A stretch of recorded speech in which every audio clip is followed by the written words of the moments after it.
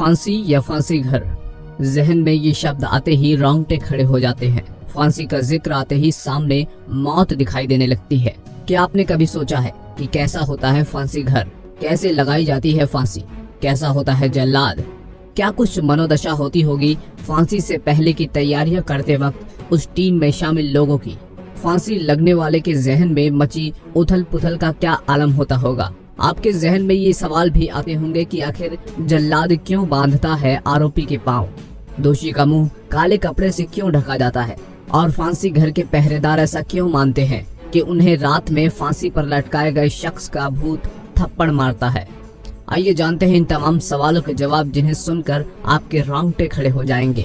Number 1, जल्लाद बांधता है आरोपी के पांव। फांसी से पहले तीसरी रस्सी से आरोपी के हाथ पीछे करके उसी समय बांध दिए जाते हैं जब उसे काल कोठरी से निकालकर फांसी घर की ओर लेकर आया जाता है। फांसी की सजा पाए इंसान के पैरों के नीचे सफेद घेरा खींचा जाता है ताकि काल कोठरी से लाकर इंसान को उसी सफेद घेरे के अंदर दोनों पांव रखकर खड़ा किया जा सके। इस निशान के ऊपर ही वो रस्सी का फंदा रखा होता है जिसे इंसान के खड़े होते ही बिना समय गंवाए एकदम कस दिया जाता है। यह काम जल्लाद करता है। पांव बांधते समय जल्लाद इस बात का बहुत ख्याल रखता है कि आरोपी कहीं पांवों से जल्लाद के ऊपर हमला न कर दे। नंबर 2, इसलिए ढकते हैं दोषी का मुंह। आरोपी जल्लाद या किसी और को या फिर फांसी के फंदे को अपनी आंखों से देखकर गुस्से में विरोध पर न उतर आए, इसलिए उसका मुंह रुमाल से काल कोठरी के भीतर ही ढक दिया जाता है ताकि उसे अपने आसपास लोगों के होने का एहसास तो हो सके, लेकिन वो किसी से नजर न मिला सके। फांसी से ठीक पहले अगर मरने वाला अपनी कोई वसीयत लिखाने की इच्छा जाहिर करे तो वसीयत लिखने की जिम्मेदारी फांसी घर में मौजूद मजिस्ट्रेट पूरी करता है। साथ ही रेत की बोरियों के वजन से फांसी के समय इंसान का शरीर तड़पता हुआ फांसी कुएं की दीवारों से न टकराए। नंबर 3, फांसी का सामान। खटका, रुमाल, रस्सी, सफेद घेरा और रेत बोरी का फांसी के वक्त सबसे अहम रोल होता है। जल्लाद अपनी भाषा में लीवर को खटका कहता है।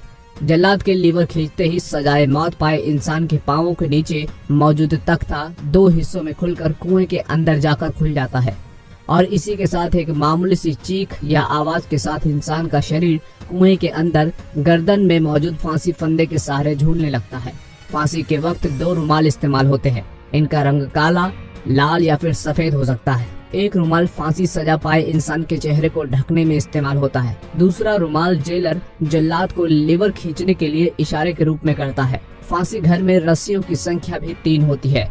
2 रस्सियों से एक ही तख्त पर 2 अलग अलग फांसी के फंदे बनाए जाते हैं ताकि एक रस्से के काम न करने पर दूसरा रस्सा इस्तेमाल हो सके। नंबर 4, मौत की सजा पाया शख्स नहीं देख पाता जल्लाद को। जल्लाद के बारे में जो भी धारणाएं हो, मगर वो हमारी आपकी तरह आम इंसान है। न वो भीमकाय है और न ही काला भुजंग या फिर शक्ल से डरावना। नंबर 5, फांसी तख्ते की लकड़ी की मिलती है मुंह मांगी कीमत। फांसी तख्ते की लकड़ी की कीमत जेल के बाहर मुंह मांगी मिलती है। ये बात धीरे धीरे जब तिहाड़ के आला अफसरों के कानों तक पहुंची तो उन्हें काठ मार गया। उनके जहन में शंका उत्पन्न हुई कि कहीं चंद रुपयों के लालच में जेल कर्मी फांसी तख्ते की लकड़ी की खरीद फरोख्त में ना पड़ जाएं। इससे बदनामी होगी सो अलग, जेल और फांसी घर के सुरक्षा इंतजामों पर सवालिया निशान भी लग जाएगा। लिहाजा इस समस्या से निपटने का बेजोड़ और स्थायी समाधान खोज लिया गया। जेल प्रशासन ने रातों रात लकड़ी के तख्तों को हटवाकर लोहे के भारी भरकम फट्टे लगवा दिए। यह काम लोक निर्माण विभाग ने इसलिए किया क्योंकि फांसी घर के रख रखाव की जिम्मेदारी दिल्ली सरकार की है। नंबर 6, रात में कौन फांसी घर के पहरेदारों को मारता है थप्पड़। फांसी घर जैसे वीरान डरावने स्थान की पहरेदारी करना आसान नहीं है। कहा जाता है कि कई साल पहले तिहाड़ जेल के एक संतरी यानी पहरेदार की रात के वक्त फांसी घर के रखवाली की ड्यूटी लगी थी। ड्यूटी भी अकेले ही कर रहा था। किसी वक्त उसे नींद की झपकी आ गई। तभी उसे एहसास हुआ कि उसके किसी ने थप्पड़ मारा है। इस एहसास ने उसे पसीने से तरबतर कर दिया। ऐसा वाकया और भी कई बार हुआ। ड्यूटी स्टाफ ने बाकी स्टाफ को बताया तो उन्होंने इसे ड्यूटी न करने का बहाना बताकर हंसी में टाल दिया। हालांकि इन बातों पर जेल अधिकारी विश्वास करने को राजी नहीं होते और इसे अंधविश्वास करार देते हैं। नंबर 7, कुआं जिसमें लटकती है लाश। फांसी घर किसी भी सेंट्रल जेल के अंदर एक अलग कोने में ही बनाया जाता है ताकि वो रोजमर्रा की जिंदगी से आम कैदियों की नजरों में न आए। फांसी घर की जानकारी इस हद तक गुप्त रखी जाती है कि तमाम कैदी अपनी सजा काटकर जेल से बाहर चले जाते हैं, मगर उन्हें इसका भान तक नहीं हो पाता कि वे फांसी घर के बराबर वाली कोठरी में ही कैद रहकर आए हैं। जेल की ऊंची 4 दीवारी के बराबर ही उसके भीतर मौजूद दूसरी 4 दीवारी में फांसी घर स्थित होता है। फांसी घर में एक सीमेंटेड कुआं होता है। कुएं में उतरने के लिए 3 से 4 सीढ़ियां होती हैं। गोलाई में बने कुएं के अंदर बमुश्किल 1 से 1.5 मीटर की ही जगह होती है। कुएं के अंदर 2 से 3 आदमी ही एक साथ खड़े हो सकते हैं। कुएं के ऊपर गोलाकार रूप में काठ यानी लकड़ी का तख्ता ढका होता है। तख्ता बीच से 2 हिस्सों में दिखाई देता है, लेकिन तख्ते को इस तरीके से डिजाइन किया जाता है कि वो देखने में गोलाकार लगता है।